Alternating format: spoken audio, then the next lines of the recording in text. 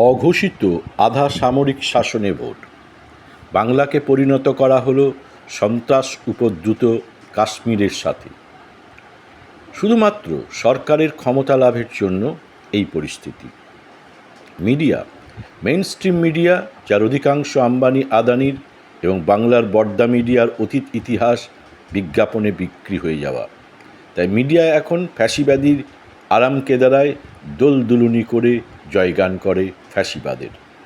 বাংলার দ্বিতীয় দফার ভোটে বাংলার বুকে আধা সামরিক শাসনের চেহারা নগ্নভাবে প্রকাশ পায়। সারাদিন ধরে আধা সামরিক শাসনের একটা ট্রেলার ধরা পড়ে বিভিন্ন ক্যামেরায়। দ্বিতীয় দফার ভোটে বাংলার অধিকাংশ এলাকায় বিজেপির ভোট ব্যাংক গো বলয়ের ভোট নেই। রয়েছে সংখ্যালঘু ভোট, রয়েছে গ্রামীণ ভোট। তাই চরম আতঙ্কের ভয়াবহ পরিবেশের সৃষ্টি করে ফেলে আধা সামরিক বাহিনী।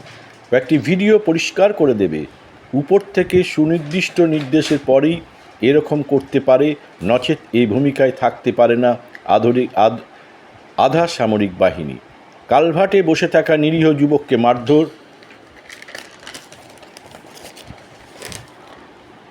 বাড়ি বাড়ি ঢুকে দানবীয়ভাবে ভয় দেখানো, সবই চলতে থাকে। শিশু মহিলারাও বাদ যায়নি। ইভিএম বন্দি তৃণমূল প্রার্থীদের ভাগ্য।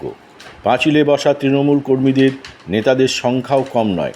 আতঙ্কিত সংখ্যালঘুরা। ভবিষ্যৎ কী? প্রায় 30 লক্ষ বাদ যাওয়া ভোটারদের। বাংলায় বিজেপি হারলেও বাংলায় তৃণমূল রাজ থাকবে কি না সেটা অধিকাংশ মানুষ কিন্তু বিশ্বাস করতে পারছে না। আধা সামরিক শাসন থাকবে বাংলায়। বিজেপি ক্ষমতায় এলে মিডিয়া বলে কিছু থাকবে না, থাকবে শুধু সরকারি ভাষ্যের ধারা বিবরণী।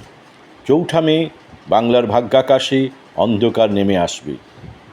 ডিটেনশন ক্যাম্প, ডিলিমিটেশন হবে, আর গঙ্গায় বিসর্জিত হবে বাঙালি নিজস্ব সংস্কৃতি, কৃষ্টি এবং সর্বোপরি বাঙালি জাতি।